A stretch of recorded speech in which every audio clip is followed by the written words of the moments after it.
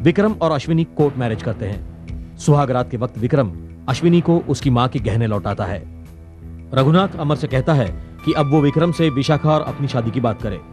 कृष्णकांत विक्रम को रघुनाथ के कारोबार की जानकारी देता है। फैक्ट्री में से किशन नाम का वर्कर पैसे कमाने के लिए यशवंत को कोकेन की स्मगलिंग करने की सलाह देता है। माई विक्रम से मिलने आती है। विक्रम को पता चलता है कि शालिनी अस्पताल में है और वो 1-2 दिन में बच्चे को जन्म दे सकती है। अमर, मैं हौसला नहीं जुटा सकी हूँ।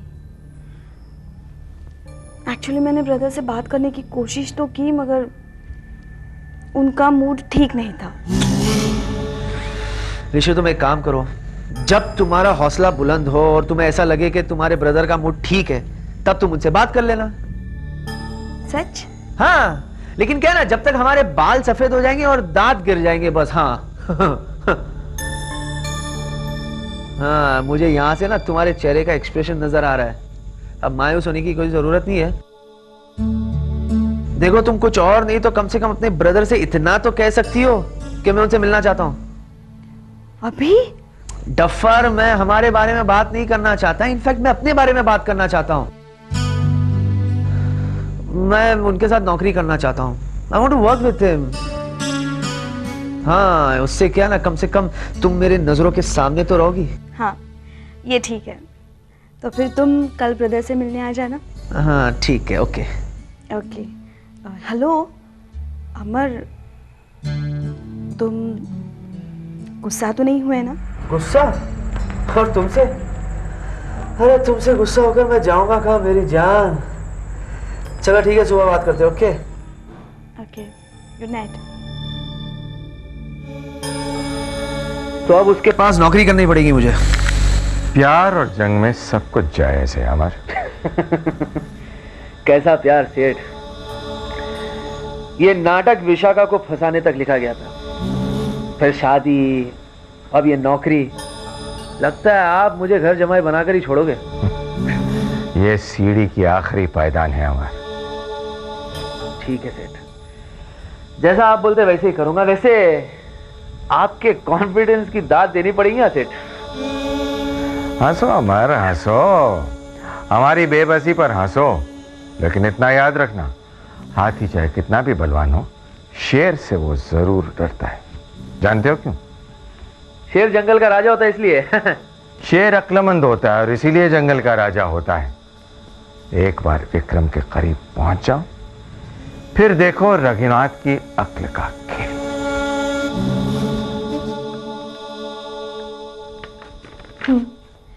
ये आज के कॉन्ट्रैक्ट की कॉपी है और कल जो कॉन्ट्रैक्ट बनेगा उसकी कॉपी भी मंदिर ले जाएंगे भगवान जी की चरणों में रखने। ठीक है। विश्वास हो गई? हाँ, सो गई। विक्रम, विशु कितनी बड़ी हो गई है ना? कहाँ बड़ी हो गई है?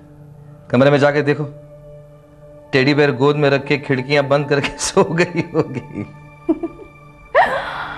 वो तो आदत है विक्रम। अब उसकी पढ़ाई पूरी हो गई है, घर पर अकेली रहती है, मन नहीं लगता होगा उसका। उसने कुछ कहा तुमसे? कुछ कहने की क्या जरूरत है, मैं समझ सकती हूँ। मैं भी तो उस दौर से गुजरी हूँ। किस दौर से? वही अकेलापन महसूस करना, किसी के साथ की जरूरत महसूस करना। मेरी समझ में नहीं आ रहा है कि इन सब बातों का विशु से क्या ताल्लुक है? विशु अब बच्ची नहीं रही है, तुम्हें उसकी शादी के बारे में सोचना चाहिए। क्या? विशु की शादी? हाँ, और नहीं तो क्या, जिंदगी भर क्या उसे घर पर बिठा कर रखना है?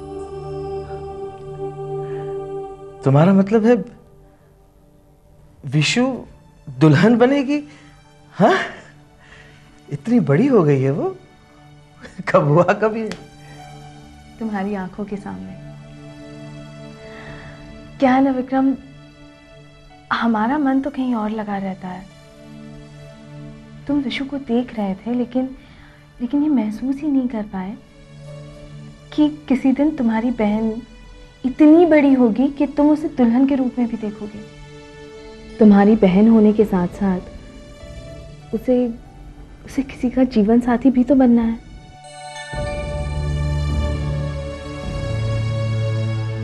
सच कहा तुमने।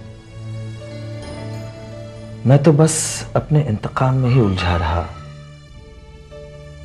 मुझे ना तो विशु का ख्याल रहा और ना ही इस बात का कि जिन हाथों से मैंने उसे बचपन से लेकर आज तक प्यार किया है, उन्हीं हाथों से मुझे एक दिन उसे विदा भी करना पड़ेगा। राजकुमार ढूंढूंगा मैं उसके लिए। हाँ, राज करेगी वो, राज। किसी चीज की कमी नहीं होगी उसके घर में। उसके ससुराल में एक भी चीज की कमी नहीं होगी, ना पैसों की, ना नौकर चाकरों की। देख लेना तुम, ऐशो आराम से कटेगी उसकी जिंदगी। विक्रम, रुपया, पैसा, नौकर चाकर होने से क्या विशु की जिंदगी सचमुच ऐशो आराम से कटेगी? क्यों नहीं? जिस घर में विशु की डोली जाएगी वो घर मामूली थोड़ी ना होगा। विक्रम, मैं तुम्हारे इस घर में, तुम्हारे इस छोटे से घर में सुख की जिंदगी गुजार रही हूँ और उसकी वजह ना तो तुम्हारी दौलत है और ना ही तुम्हारा कारोबार। करेक्ट। तो विशु के लिए कोई ऐसा लड़का देखना होगा जो उसे प्यार करे, ख्याल रखे उसका, तुम्हारी तरह। मेरी तरह प्यार करने वाला मिलना बहुत मुश्किल है। क्यों मुश्किल है? अरे जितना मैं उसे जानता हूं उतना डोंट टेल मी। मतलब जितना मैं उसे जानता हूं उतना ही जानने वाला कोई है।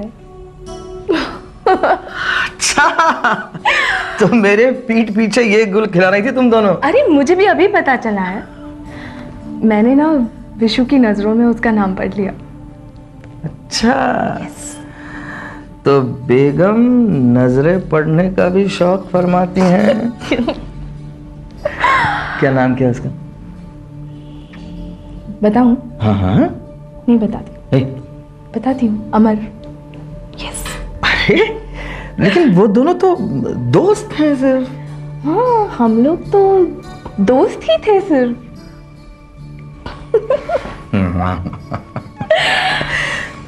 कैसा लड़का, कैसा है वो? अच्छा है। हाँ, ठीक ठाक ही है। और पता है विक्रम, मुझे ऐसा लगता है कि विशु उसके साथ खुश रहेगी क्योंकि वो उसे चाहती है। अगर उन दोनों की शादी हो जाती है तो विशु की जिंदगी भी खुशी की होगी, चैन से कटेगी, जैसे मेरी कट रही है। इसका मतलब ये है कि आप मुझे चाहती थीं? हाँ। फिर बताया क्यों नहीं मुझे? तुमने कभी मेरी नजरों में झांक कर देखा ही नहीं, तो तुम्हें पता कैसे चलता? अब पता चला क्या? कि हमारी बेगम साहिबा शर्माना भी जानती हैं।